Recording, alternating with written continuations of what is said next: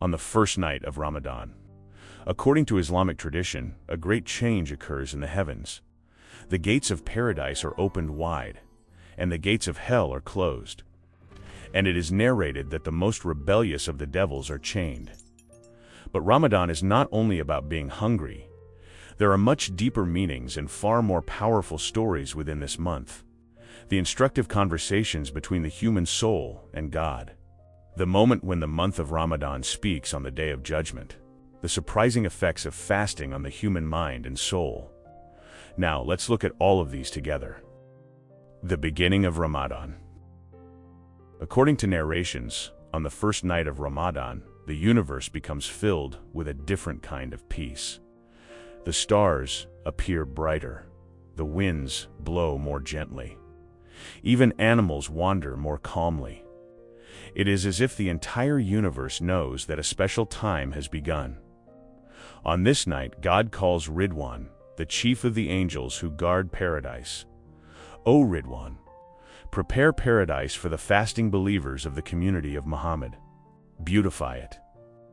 Keep its gates open for them throughout Ramadan. Ridwan receives this command with great joy. He gathers the angels and begins preparing paradise in its most beautiful form. Then God calls Malik, the guardian of hell. Close the gates of hell. Keep them closed to the fasting believers throughout Ramadan. Then God calls Gabriel, the most knowledgeable among the angels. He commands him, descend to the earth. Restrain the rebellious devils so they do not disturb the worship of the believers. Gabriel descends to the earth. He chains the most rebellious of the devils. And thus the month of Ramadan begins. What is fasting? The month of Ramadan is not simply a month of hunger. This act of worship is as old as human history. According to narrations, the first person to fast was Prophet Adam. Since that day, fasting has existed in many different cultures and beliefs. Christians refrain from certain foods during Lent. Jews fast for about 25 hours on Yom Kippur. In Hinduism, people sometimes fast to purify themselves and sometimes to ask God for blessings. From ancient Greece to Mesopotamia, from China to the Aztecs, fasting has been seen in many cultures as both a spiritual and physical discipline. But the most important purpose of fasting in Islam is this: to discipline the self. The story of the self and hunger. In Islamic thought, there is a part within the human being called the nafs. The nafs represents our desires, passions, and impulses, and it is narrated that when God created the nafs, He asked it, "Who are you, and who am I?" The nafs replied, "You are you, and I am me." God punished it. He asked again. The nafs gave the same answer again.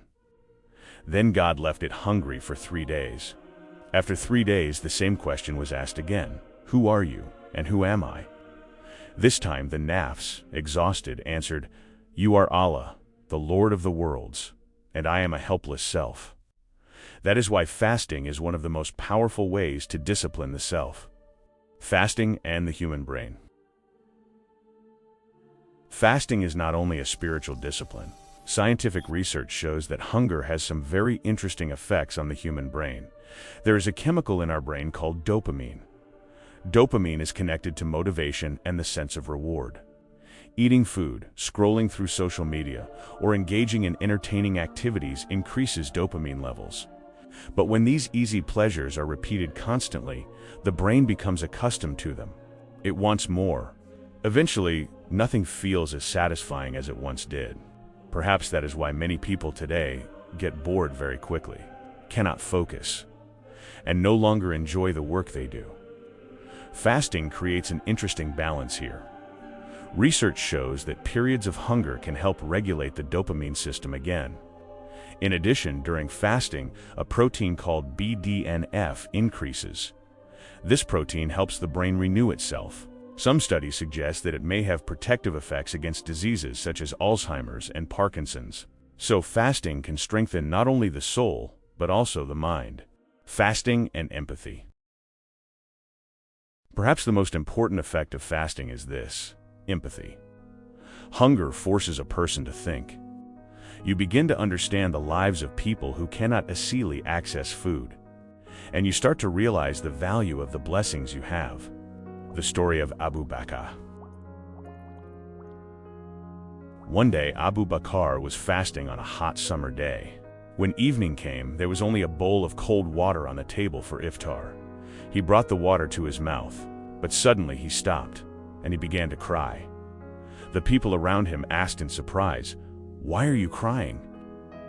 Abu Bakr said, "One day I saw the Prophet making strange movements. It was as if he was pushing something away. I asked him, 'O Messenger of God, whom were you pushing away?' The Prophet replied, 'The world came to me and wanted to present itself to me. And I said to it, "Go away. You cannot deceive me." But the world replied, "You may escape from me. But those who come after you will not be able to escape from me." Abu Bakr finished his words like this. At that moment I thought, am I surrendering to the world by drinking this cold water? And that thought alone was enough to make him cry. Ramadan does not only teach us to stay hungry, it teaches patience, it teaches gratitude, and it teaches a person to know their own self. Perhaps the greatest wisdom of fasting is this: a person is free only to the extent that they can rule themselves. And sometimes, even before drinking a sip of water, a person's heart may tremble. Because true wealth is not in what we possess. It lies in our ability to understand their value. If you enjoy this kind of content, don't forget to subscribe to the channel. See you in the next video.